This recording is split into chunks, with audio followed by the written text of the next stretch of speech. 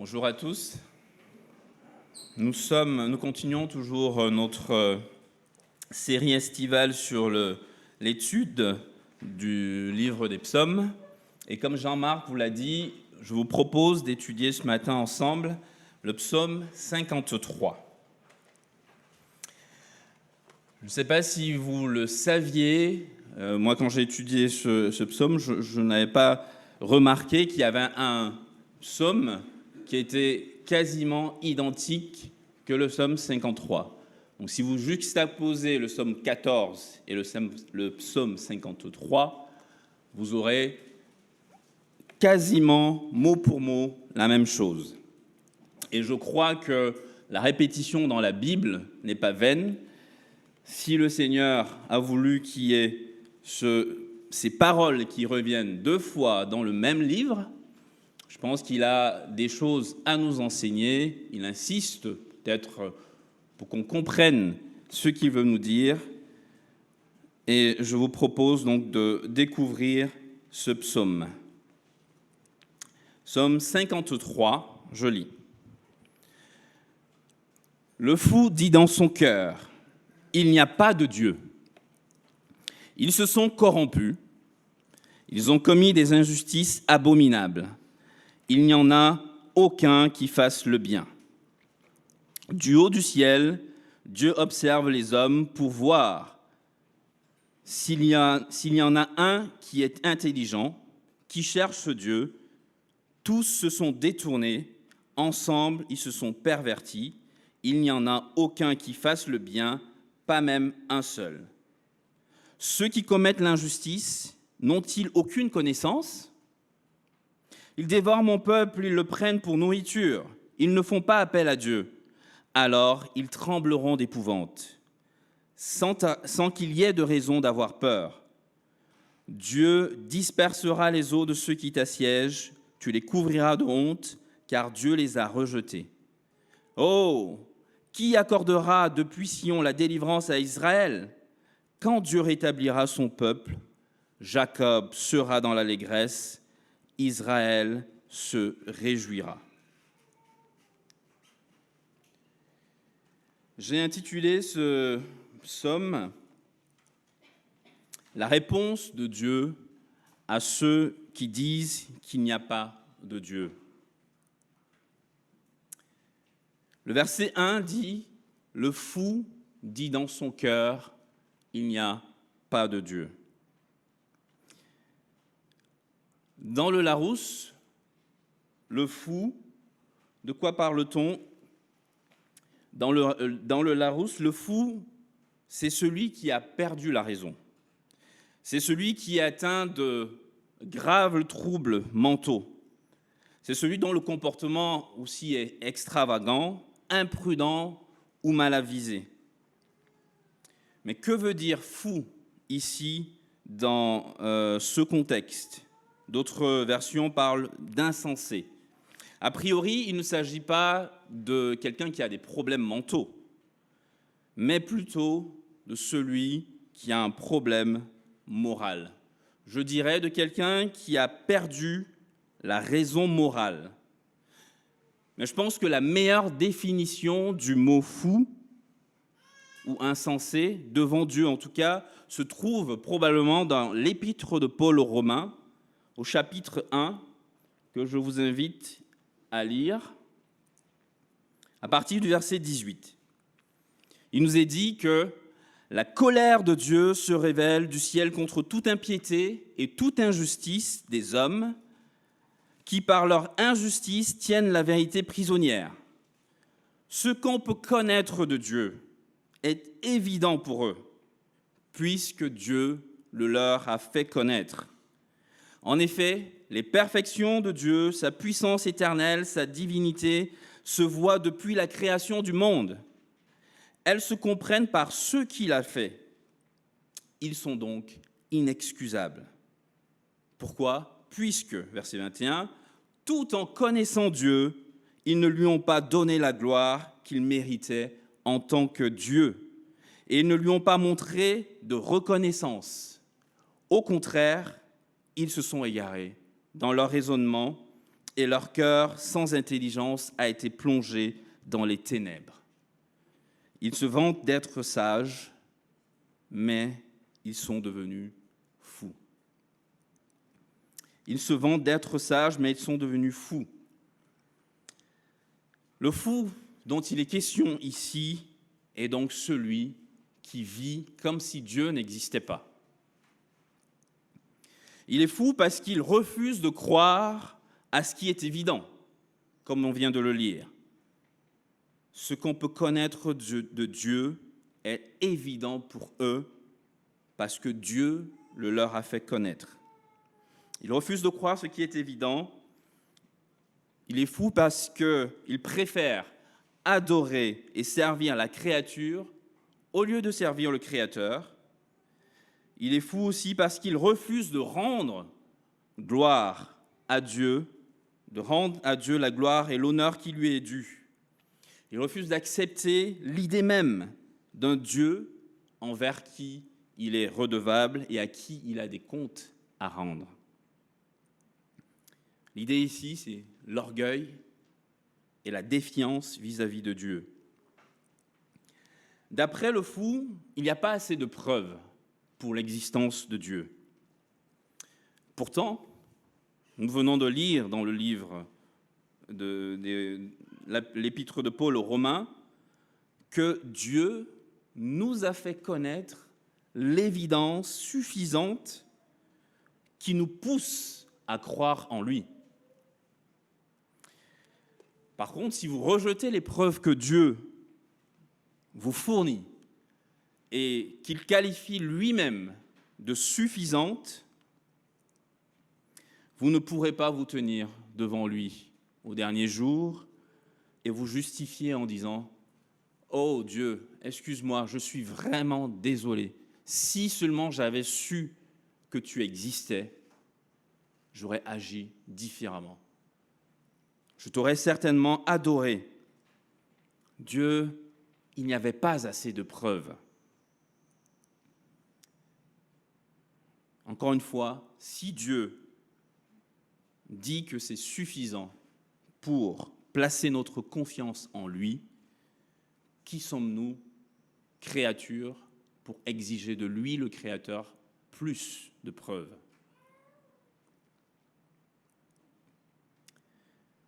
Le raisonnement du fou est le suivant. Puisque Dieu n'existe pas, alors j'ai le droit de faire ce que je veux, comme je l'entends, parce que je n'ai de compte à rendre à personne.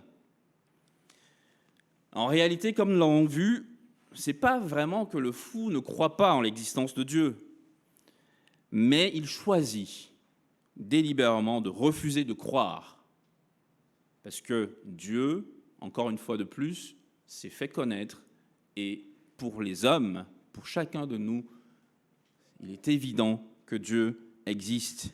Mais on choisit de refuser de croire en lui, d'accepter l'idée même que nous avons des comptes à rendre à un Dieu qui existerait. Parce que si ce Dieu-là existait, nous ne pourrons pas faire ce que nous voulons, comme nous le voulons et comme nous l'entendons. Et cette idée nous horripile. Voilà pourquoi la Bible qualifie ces personnes de fous. Et nous, est-ce que, parce que nous qualifions de croyants, nous sommes épargnés par cela? Ce qui est intéressant aussi dans ce premier verset, c'est que le psalmiste précise que le fou dit dans son cœur. Ce qui m'amène à dire que on pourrait se prétendre croyant, chrétien, avoir un comportement extérieur de chrétien, mais dans notre cœur, dire que Dieu n'existe pas. On pourrait malheureusement nous comporter comme un fou. Et comment cela se manifeste? Chaque fois, en fait, que nous avons l'opportunité même en croyant en Dieu, chaque fois que nous avons l'opportunité de faire ce qui est contraire à la volonté de Dieu et que nous choisissons la désobéissance plutôt que l'obéissance à Dieu, nous pratiquons ce que j'appelle l'athéisme pratique. À ce moment-là, ça nous arrange. À ce moment précis, je décide de vivre comme si Dieu n'existait pas.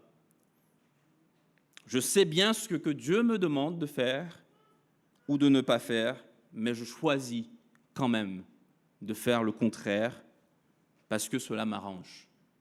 Et vous savez quoi? La Bible appelle cela le péché. De qui parle-t-on? Des athées, bien sûr, dans ce texte, de ceux qui se proclament ouvertement athées et refusent d'être redevables à Dieu et de lui rendre toute la gloire et l'honneur qui lui est dû, mais aussi de tous ceux qui, bien qu'en croyant en Dieu, choisissent délibérément de vivre comme s'il n'existait pas. Nous allons voir maintenant les conséquences de la folie. Dans ce texte, j'en vois trois principales. Ils sont corrompus, toujours au verset 1, ils pratiquent d'abominables injustices et aucun ne fait le bien. La corruption. Corrompu ici veut dire endommagé, un peu comme dans le langage informatique, lorsque un fichier a été infecté par un virus, il devient inutilisable jusqu'à ce qu'un antivirus intervienne et éradique la menace. Peu importe notre degré de corruption, devant Dieu, nous sommes tous coupables. Nous pouvons malheureusement vivre profondément aussi dans le péché, au point de devenir inutile en tant qu'homme ou femme, inutile même pour la société, un déchet. Mais la bonne nouvelle de la parole de Dieu, c'est qu'il n'y a aucun virus qui puisse résister à l'antivirus le plus puissant au monde qui ait jamais existé, Jésus-Christ. Si notre vie a été infectée par le virus du péché, a été souillée, la bonne nouvelle de ce matin, c'est que Dieu est capable de nous nettoyer, de nous restaurer, de nous réparer et de nous transformer pour que nous devenions ce pourquoi il nous a créés. Il suffit que nous installions le programme, que nous installions Jésus dans notre cœur et que nous lui demandions de nettoyer notre vie. Deuxième conséquence, les fous pratiquent d'injustice, d'abominables injustices. L'injustice, on le sait, c'est tout acte ou toute décision qui est contraire à ce qui est juste. Mais qu'est-ce qui est juste? La justice, ce qui est juste pour moi, peut-être pas juste pour vous. La justice pour les hommes, c'est relatif. Donc il n'y a que Dieu pour décider de ce qui est réellement juste. Il n'y a que Dieu qui est l'autorité morale qui puisse décider ce qui est réellement juste. Et bien évidemment, abominable, même si on ne connaît pas la signification réelle, abominable, ça ressemble à un mot c'est mauvais, quoi. C'est détestable, ça suscite l'horreur, c'est odieux. Donc, les fous pratiquent des injustices abominables. Et vous allez me dire, mais c'est quand même un peu fort. Mais ce que Dieu qualifie d'abominable pour lui, parfois, ce n'est pas ce que nous, on peut qualifier d'abominable. Pour nous, on doit voir les choses très graves. Mais si vous lisez Proverbe 6, à partir du verset 16, je ne l'ai pas affiché, mais on lit qu'il y a 6 choses que l'Éternel déteste. et même 7 dont il a en horreur. Les yeux hautains, bon, pour nous peut-être humains, c'est pas si abominable que ça. La langue menteuse, les mains qui versent le sang innocent. Ah oui, là c'est vraiment peut-être un peu plus abominable.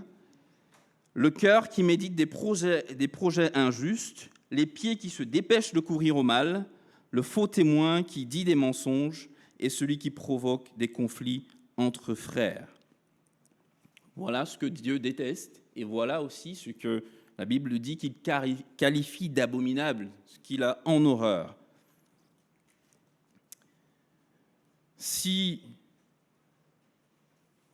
malheureusement, dans notre vie, nous pratiquons l'injustice, fût-elle abominable ou pas, nous pouvons encore, tant que nous vivons, tant que le Seigneur nous a donné la grâce d'avoir le souffle de vie, lui demander de nous changer, de nous purifier. Mais attention, il y a une abomination ultime qui ne sera pas pardonnable. C'est le rejet de Jésus-Christ.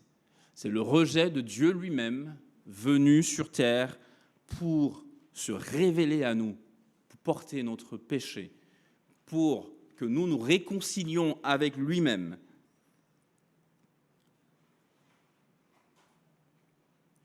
Cette abomination ultime, si nous mourons sans avoir accepté Jésus dans notre vie, malheureusement, il sera trop tard pour nous.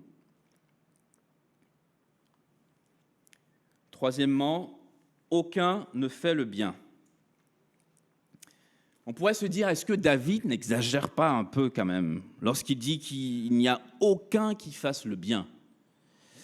N'y a-t-il pas plusieurs personnes dans notre société qui s'occupent des plus démunis, des pauvres, plusieurs associations caritatives dans le monde ? Comment donc la Bible peut-elle déclarer qu'il n'y a personne qui fasse le bien ? En fait, c'est quoi faire le bien ? Dans ce contexte, évidemment, le bien est défini selon Dieu.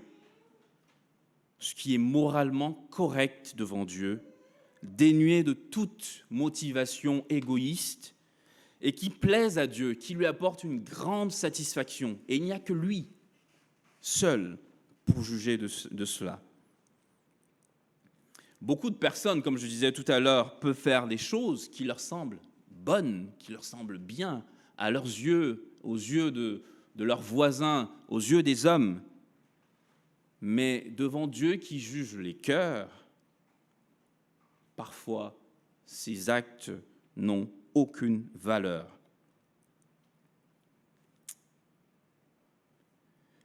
La Bible dit que nous ne pouvons pas avoir de mérite devant Dieu pour ce que nous aurons fait. Et j'ai envie de dire heureusement. Heureusement parce que si on devait être jugé par notre mérite, par le bien que nous aurions fait, nous n'aurions pas été capables de satisfaire aux exigences de Dieu. Parce que de par notre nature, il est impossible de satisfaire aux exigences de Dieu. Aucun d'entre nous ne peut faire quoi que ce soit devant Dieu que Dieu regarderait du haut de son trône et de conclure « Waouh, parce que tu as fait cela, j'enlève le fait d'accepter son Fils, Jésus-Christ, mais parce que tu as fait telle ou telle action, tu mérites le paradis. » Dans une interview de Michael Bloomberg, l'ancien maire de New York, il a dit ce qui est affiché là. Je paraphrase rapidement. En fait, en faisant le bilan de sa vie et puis de son mandat à la tête de la mairie de New York, il disait que, en gros, quand il allait arriver au ciel, il entrerait directement, d'après son imagination, il entrerait directement dans le paradis. Il ne serait même pas embêté à être questionné à son entrée pour savoir s'il avait fait plus de bien que de mal, parce qu'il estimait qu'il avait mérité sa place, qu'il avait gagné sa place au paradis. Pourquoi ? Parce qu'il estimait qu'il avait fait des actions si grandes, si importante, qu'il avait peut-être sauvé des vies. Et il parlait aussi de son engagement dans la lutte contre les armes aux États-Unis, où il levait plus de 50 millions de dollars à lui tout seul. Donc pour lui, parce qu'il avait fait ça, les portes du ciel lui étaient grandes ouvertes si Dieu existait. Ça se voit effectivement qu'il ne connaît pas le Seigneur, qu'il ne connaît pas la Bible et qu'il ne connaît pas ce que Dieu pense de tout cela. Que personne ne sera considéré comme juste devant Dieu sur la base des œuvres de la loi, sur la base de ce qu'il fait. Quel est donc le point de vue de Dieu dans tout cela ? David nous dit au verset 3 que du haut de son trône, Dieu observe. Il regarde les hommes pour voir s'il y a quelqu'un qui le cherche, s'il y a quelqu'un qui fait le bien. Et la conclusion est terrible. Il ne trouve personne, pas même un seul. Aucun ne sort du lot, aucun d'entre nous. Si au verset 1, on regardait en particulier ce que la Bible appelle fou, à partir du verset 3, on se retrouve dans un égarement général. Dieu regarde les hommes et il ne trouve personne qui fasse le bien, personne qui le cherche. Tous se sont détournés, ensemble ils se sont pervertis, nous dit la parole. Et encore une fois, on peut croire que c'est exagéré. Mais on doit se souvenir que c'est Dieu qui est le créateur et nous, les créatures. Et si Dieu nous a créés, il est donc en droit d'exiger de nous ce qu'il veut. Et c'est lui qui fixe les règles du jeu et pas nous. Et d'après ses standards, d'après les standards de Dieu, personne ne fait le bien. Personne ne le cherche même. Nous sommes tous coupables devant Dieu. Romains 3, 23, tous ont péché et sont privés de la gloire de Dieu. On parlait de répétition. Paul cite aussi ce psaume lorsqu'il argumente avec les Juifs dans Romains, toujours l'épître de Paul aux Romains, chapitre 3, à partir du verset 9. Que dire donc ? Sommes-nous supérieurs aux autres ? Pas du tout. En effet, nous avons déjà prouvé que des Juifs et des non-Juifs sont tous sous la domination du péché. Tous se sont détournés, ensemble ils se sont pervertis. C'est ce que nous disait le psaume tout à l'heure. Comme cela est écrit, il n'y a pas de juste, pas même un seul. Aucun n'est intelligent, aucun ne cherche Dieu. Tous se sont détournés, ensemble ils se sont pervertis. Il n'y a aucun qui fasse le bien, pas même un seul. On me dira peut-être, Charlie, quand même, moi, quand je suis venu au Seigneur il y a quelques années, c'est que j'ai cherché, je l'ai cherché, quoi. J'ai cherché le Seigneur, je suis venu à lui, je voulais vraiment le connaître. Et qu'est-ce que la Bible répond à cela ? Jean 6, Jésus dit, personne ne peut venir à moi, à moins que le Père qui m'a envoyé ne l'attire. Et moi, je le ressusciterai le dernier jour. Et Jésus le répète quelques versets plus loin, au verset 65. Personne ne peut venir à moi, à moins que cela ne lui est donné par mon Père. Même lorsque tu penses que c'est toi qui as fait des efforts pour chercher Dieu, Dieu te dit, en réalité, c'est moi qui t'ai attiré à moi. C'est lui, en effet, qui nous donne le pouvoir et le faire, par nos propres forces, on n'y arrive pas et on est incapable de le chercher. Incapable.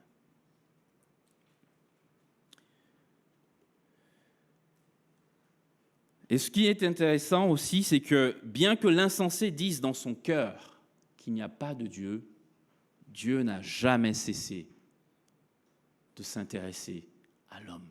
Dieu n'a jamais cessé de chercher à l'attirer, à le ramener sur le chemin, à le ramener à la maison. Et Dieu, depuis même avant la fondation du monde, avait trouvé la solution pour que l'homme trouve le chemin du retour. Parce que Dieu savait que nous étions incapables, sans son intervention, sans la grâce divine, nous n'avions aucune chance de trouver le chemin du retour.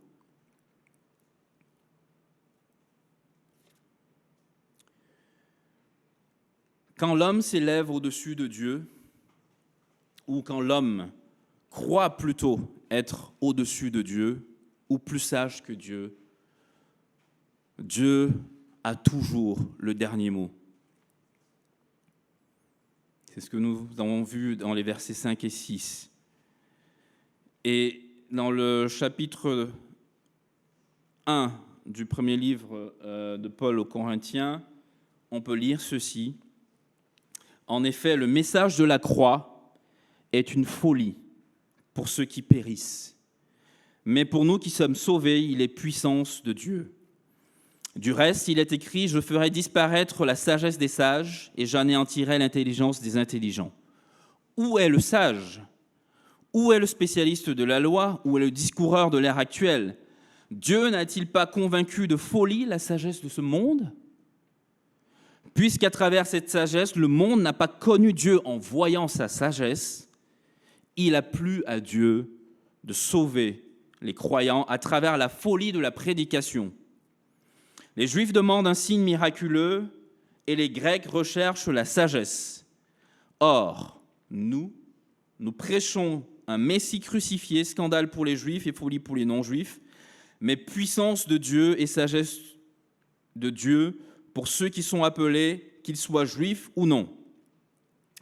Au verset 25, en effet, la folie de Dieu est plus sage que les hommes et la faiblesse de Dieu est plus forte que les hommes. Un jour, les plus sages d'entre nous et les moins sages se retrouveront au même endroit face à leur Créateur et devront reconnaître que Dieu est Dieu. Romains 14, verset 11 nous dit « Car il est écrit, je suis vivant, dit le Seigneur. Chacun pliera devant moi, pliera le genou devant moi, et toute langue rendra gloire à Dieu. » Verset 12 « Ainsi donc, chacun de nous rendra compte à Dieu pour lui-même. » C'est aussi ce que Jean-Marc nous a lu tout à l'heure dans Philippiens 2, qui nous dit que toute langue confessera que Jésus-Christ est Seigneur, à la gloire de Dieu le Père. Alors que vas-tu faire ce matin ? Vas-tu capituler devant Dieu et accepter librement de lui donner l'honneur qui lui est dû pendant que tu es encore vivant, pendant qu'il est encore temps ? Ou vas-tu nier l'évidence et continuer à défier Dieu, te croyant plus sage que lui ? Sache quand même qu'un jour, de toute façon, tu seras forcé de te rendre à l'évidence que tu t'étais trompé et de reconnaître que Dieu est Dieu et que Jésus-Christ est Seigneur à la gloire de Dieu le Père. Mais alors, il sera trop tard. Et Dieu te donnera ce que tu as toujours voulu avoir, une vie sans la présence, en dehors de la présence de Dieu, dans les tourments de l'enfer.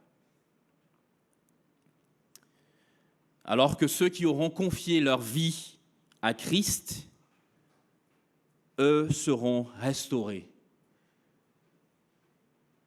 Comme nous le dit le verset 7, Jésus est en effet l'accomplissement du désir exprimé ici au verset 7.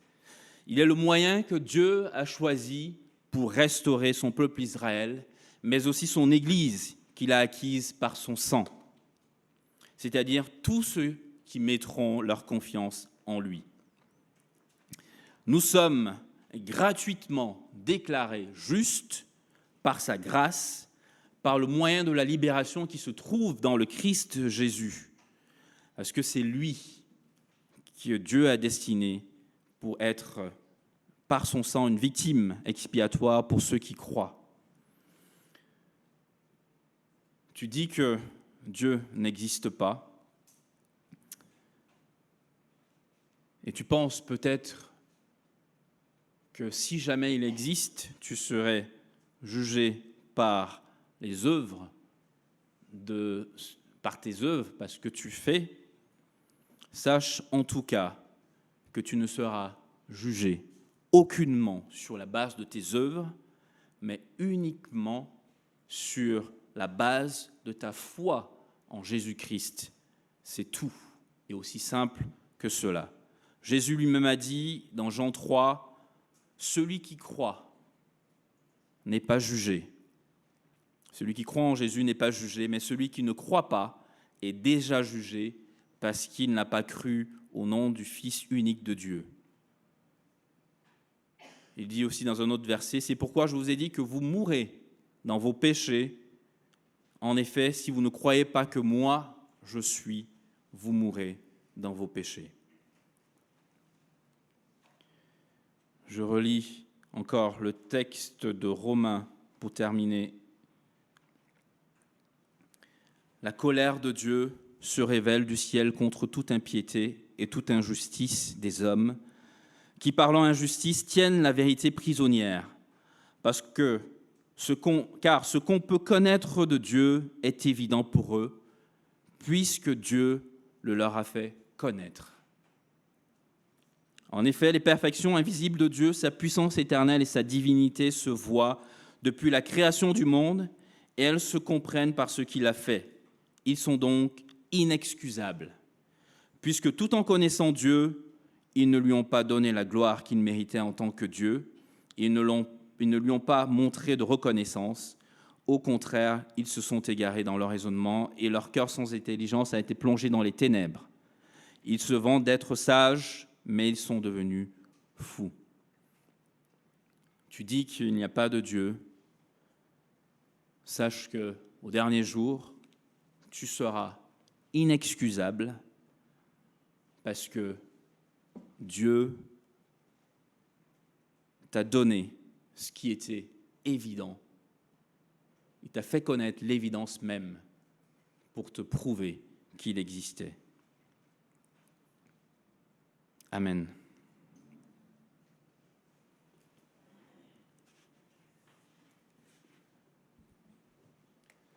Je vous propose de prier. Merci notre Dieu pour ce psaume que tu nous as répété 2 fois dans le psaume, ces paroles dans le psaume 14, dans le psaume 53, et même rappelées et citées par l'apôtre Paul dans le Nouveau Testament. Merci parce que tu t'es suffisamment révélé à nous pour que nous comprenions que tu es là, que tu existes. Merci parce que tu n'as pas voulu nous laisser dans le flou. Tu nous as donné ce qui est suffisant, l'évidence même pour que nous sachions que tu es Dieu et que tu prends soin de ceux qui mettent leur confiance en toi. Je prie, Seigneur, que ceux qui ne te connaissent pas encore et qui pensent que tu n'existes pas, Seigneur, je te supplie de les attirer à toi, de leur donner de prendre conscience que c'est un pari risqué que de parier sur ta non-existence. Parce qu'un jour, ils devront se rendre à l'évidence que tu es là, et il sera alors trop tard. Seigneur, s'il te plaît, attire-les à toi et donne-leur, Seigneur, de l'humilité pour accepter de te rendre des comptes, de t'être redevable.